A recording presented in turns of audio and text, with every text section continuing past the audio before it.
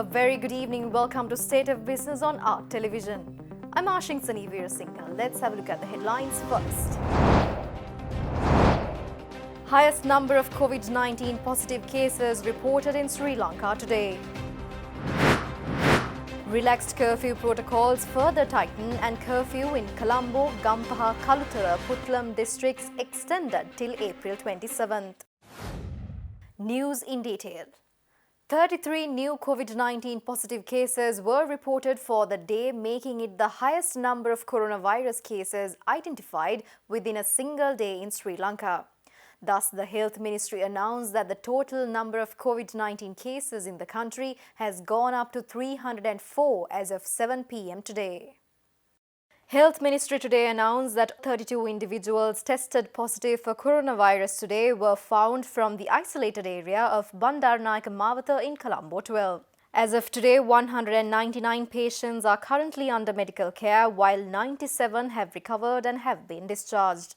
There are 122 individuals currently under investigations in hospitals, and there have been 7 deaths due to COVID-19 in Sri Lanka. Meanwhile, a batch of 49 individuals at the Poonani Quarantine Centre were sent home today after the completion of the quarantine process. Meanwhile, this is how the Sri Lanka Air Force entertained the fellow citizens who are residing at the Totalanga apartments. This musical concert was conducted by the officers of the Sri Lankan Air Force under the patronage of the Commander of the Sri Lanka Air Force, Air Marshal Sumangala Dias.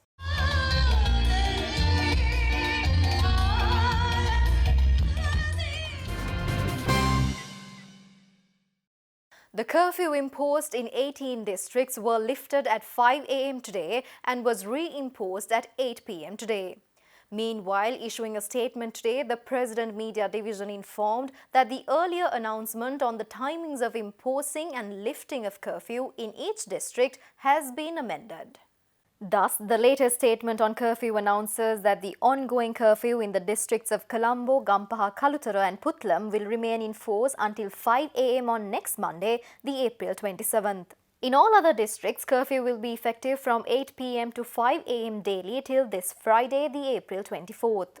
In these areas, curfew will be reimposed at 8 p.m. on Friday and will continue until 5 a.m. on Monday, April 27th. Hence, in these districts, curfew will continue to be enforced during the weekend, April 25th and 26th. Meanwhile, travelling to and from the districts of Colombo, Gampaha, Kalutara and Puttalam is completely prohibited for every citizen. Conditions and guidelines announced earlier on the continuation of essential services and agricultural activities will remain unchanged. Minister of Tourism and Aviation Prasanna Ranatunga today stated that the first batch of Sri Lankan students who are stranded in India and Pakistan will be repatriated tomorrow. Thus, Minister made these claims at the sidelines of the observational tour in Minuwangoda National Hospital today.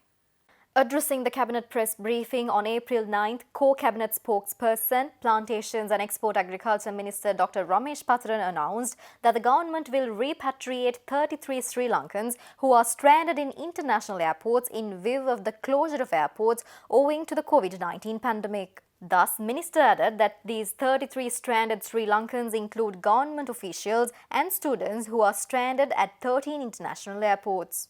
Meanwhile, Minister of Tourism and Aviation Prasanna Ranatunga today announced that the first batch of Sri Lankan students stranded in India and Pakistan will be brought back to the country tomorrow. Accordingly, nearly 130 students will be repatriated from the two countries tomorrow by the backing of the Sri Lankan Airlines. Minister also added that these students will be directed to mandatory quarantine after their arrival to the country. Stay tuned for more news after this short break.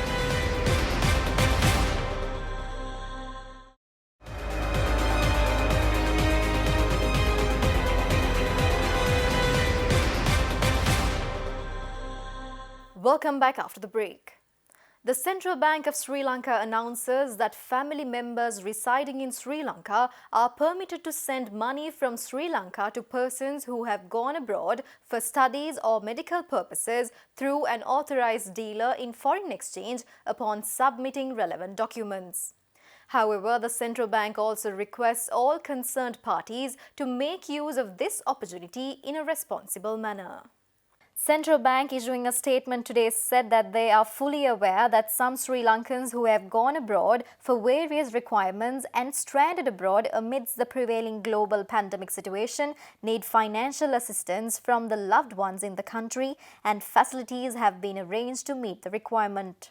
The central bank said that most have gone for short visits for leisure and holidays, meet relatives and friends, pilgrimage, business purposes, training, seminars and conferences, medical treatments, sports, recreational and cultural activities, and on student or equivalent visas, and that their families in Sri Lanka will be allowed to facilitate them.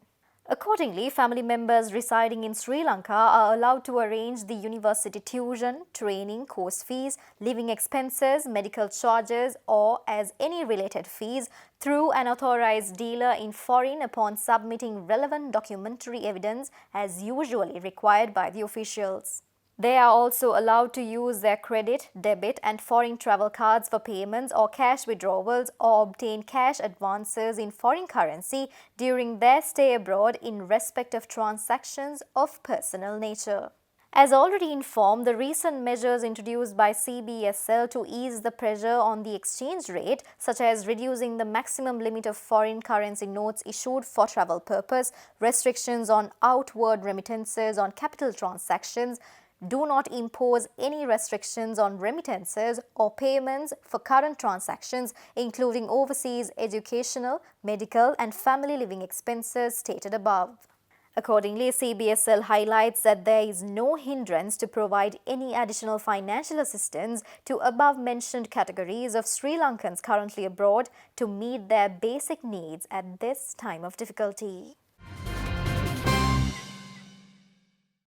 Due to the coronavirus pandemic, US oil prices have dropped to 21-year low as demand goes down. The price of US crude oil has fallen to a level not seen since 1999 as demand dries up. The price of a barrel of West Texas Intermediate, which is the benchmark for US oil, dropped 14% to $15.65 in Asia trading today. Earlier this month, OPEC members and its allies agreed a record deal to reduce global output by about 10%, and the deal was the largest cut in oil production ever to have been agreed. Meanwhile, rising concerns show that storage facilities in the US will run out of capacity, with stockpiles at Cushing, the main delivery point in the US for oil, rising almost 50% since the start of March. Meanwhile, Brent oil, the benchmark used by Europe and the rest of the world, was slightly weaker, down by 0.8% to $27.87 a barrel. That's all the news for today. Stay tuned for a special interview of President Gotabaya Rajapaksa by the President's senior advisor Lalit Veeratunga in a short while. With that, we are wrapping up for today. See you tomorrow at the same time. Until then, take care. Good night.